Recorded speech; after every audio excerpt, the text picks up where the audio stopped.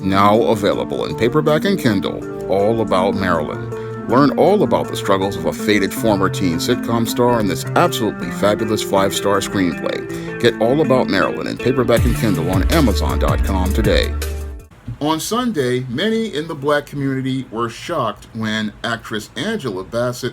did not win the Academy Award for Best Supporting Actress. Now, Angela Bassett had been nominated for Best Supporting Actress for her portrayal of the Queen in Black Panther: Wakanda Forever, and most thought that she was the odds-on favorite to take the gold statue home after her brilliant performance in Black Panther: Wakanda Forever. However, on Oscar night, the Academy decided to go out here and reward Jamie Lee Curtis for her role in some other movie, and they decided to pass on giving Angela Bassett the Academy Award she has deserved for over 30 years. Now, this isn't the first time the Academy has snubbed Angela Bassett for her brilliant performances.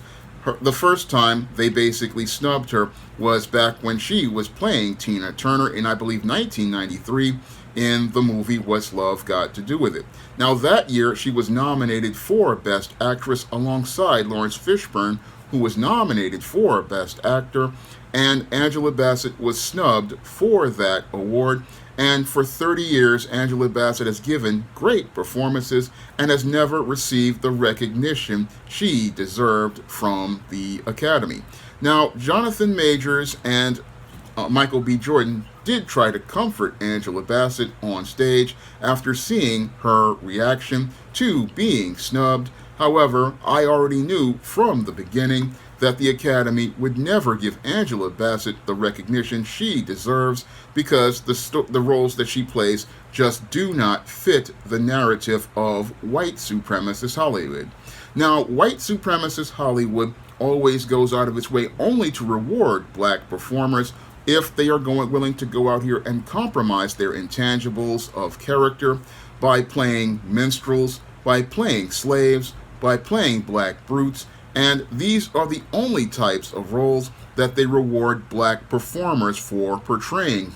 themselves in. Because the only way it seems like a black actor can go out here and get an Academy Award is if they're willing to compromise their dignity, to go and sacrifice their intangibles of character. That's the only way it seems like you can get one of these Academy Awards and be established as part of the Academy of Motion Picture Arts and Sciences canon overall. Because previous winners like Halle Berry would go out here and sacrifice their dignity by participating in a degrading sex scene like Monsters Ball, or we would have women like Monique going out here and playing a stereotypical hood rat baby mama like she did in Precious, or we would have women like Hattie McDaniel playing a mammy, and this would be the kind of role that the Academy wants to see a black woman portray. Moreover, you have to have the same type of politics like those in the Academy,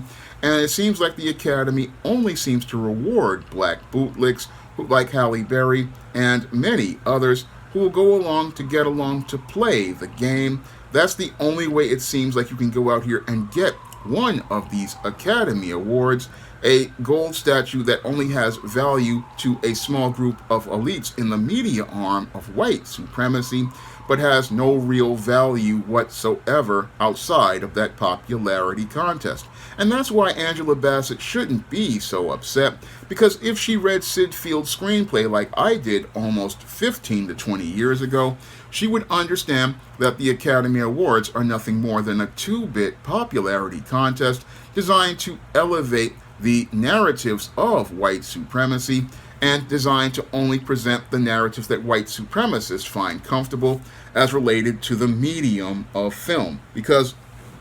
what the Academy Award means is absolutely nothing at the end of the day. And what we saw with the snub of Angela Bassett was basic politics, because the only reason I believe they gave Jamie Lee Curtis the Oscar was because she was the only white woman in an predominantly Asian film, and because she was a legacy actress who was coming from the legendary era of Hollywood, because her father, Tony Curtis, never got an Oscar, and what they wanted to do was reward the legacy and be able to say that they gave one of these people who was from old Hollywood, one of their children, an Oscar, because Tony Curtis and Janet Leigh never got an Oscar. So this was their way of just playing politics, and sadly Angela Bassett wound up getting snubbed as related to this award. And again, it just shows again how even though the so-called Academy Awards were supposed to be changing to reflect so-called diversity, how it still has a culture of anti-black racism, and that culture of anti-black racism never really went anywhere if you think about it critically, because if you think about it critically, the whole culture of the Oscars was always anti-black, because the Academy Awards is an institution designed to elevate the image of the white man and the white woman, and award the best performances of those who could go out here and be the best actor in as related to being white. So the Oscars this year were basically getting back on track after being what people called Oscars so woke. What that was code word was for Oscars being too black. And this year it looks like they were getting back on track to participating in the anti-black racism and the business that's as usual as related to entertainment. Because Angela Bassett's snub was basically a set-up swerve, as I see it,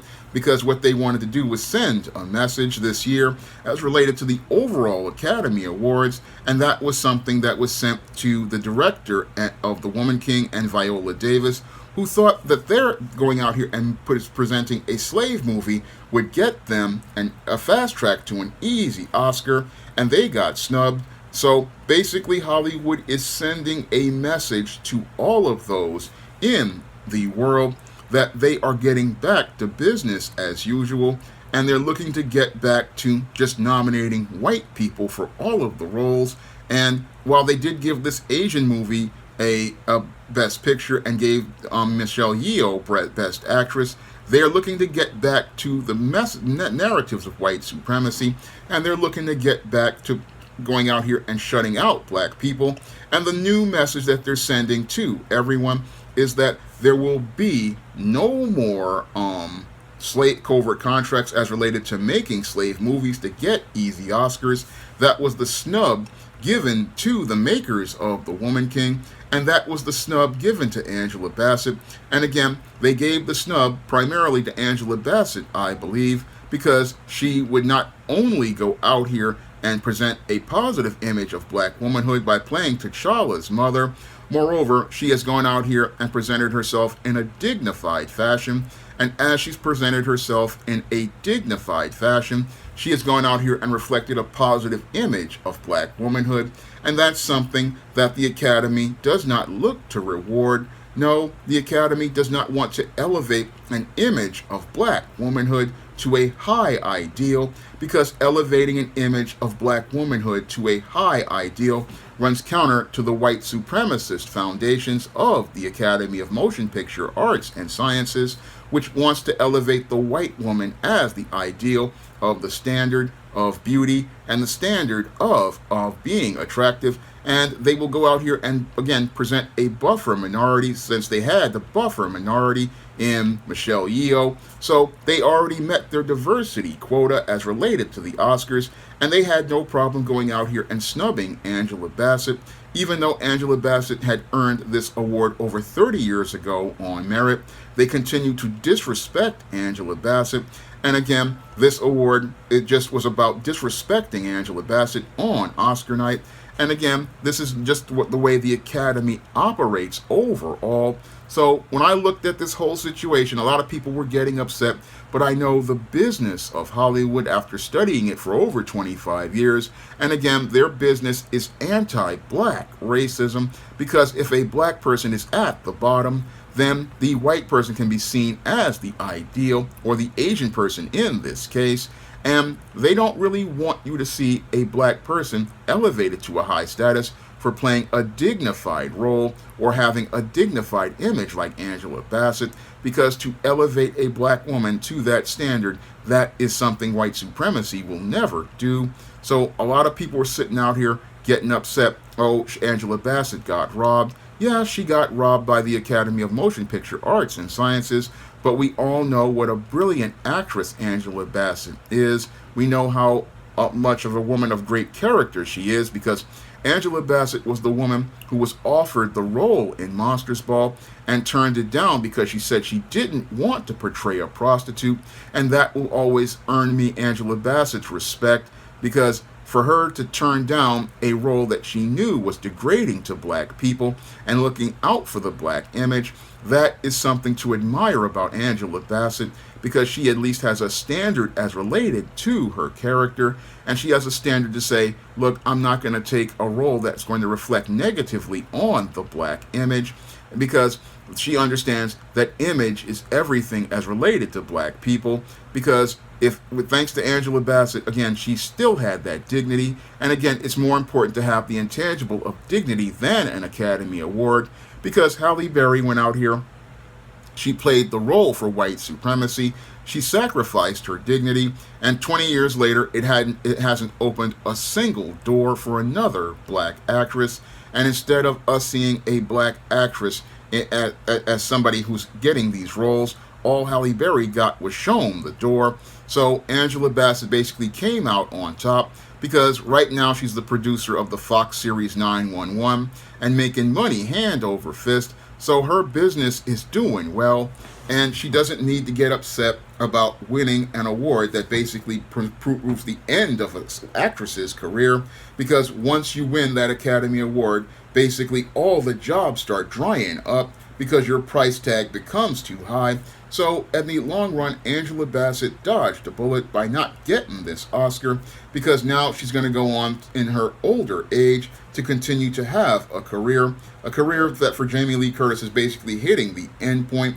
And again, yes, you got the Oscar, but you don't have a career. And again, in Hollywood, you're only as good as your last project, and you're only as good as the money that you make. So when I look at Angela Bassett, she's still got a lot of time in her life to continue having a great career filled with iconic and great roles, like when she portrayed Tina Turner, like when she portrayed Bernadine in Waiting to Exhale, and when she portrayed many other great roles like Rosa Parks. I mean, Angela Bassett has had a great career, and she doesn't need the Oscar to cement her as part of the great black acting canon, because our standard is not the Oscars. Our standard is completely different. And again, there are great actresses who I go out here and acknowledge, like Sally Richardson Whitfield, who are great actresses. And again, I acknowledge their great talent. And this is something that we need to do as black people. Stop looking for white validation from white institutions that are racist, like the Academy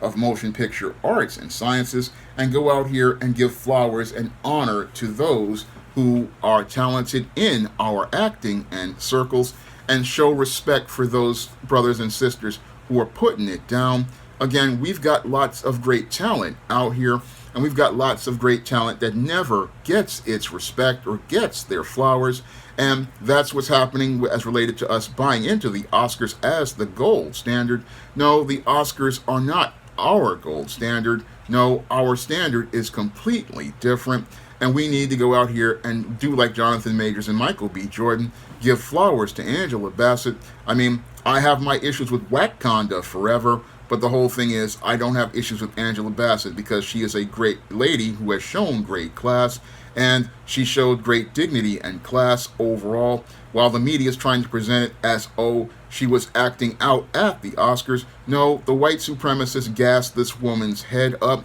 made her believe that she actually had a chance of winning this award for the first time after snubbing her for 30 years, disrespected her by going out here and pulling this swerve, and again, showing me why I'm in the right by going out here and not watching the Oscars, because I spent most of my time working on my books. And again, I have not been caring about the Oscars because the Oscars just don't care about black people. And if the Oscars don't care about black people, then I have no interest in or concern about an award that means nothing at the end of the day. Now, if you want to pick up one of my screenplay books all about Marilyn, which talks about the struggles of black actresses in Hollywood like Angela Bassett,